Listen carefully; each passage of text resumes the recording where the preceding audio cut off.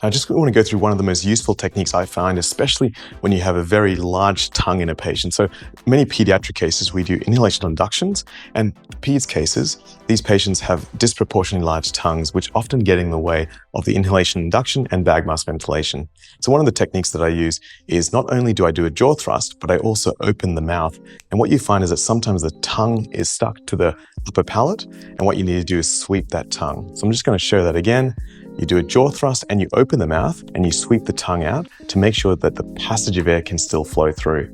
At this point, I need someone to place the mask on. And so what that looks like, again, a pretty advanced technique because you're trying to hold many different vectors of force. I've got a jaw thrust going with pointer and my ring finger.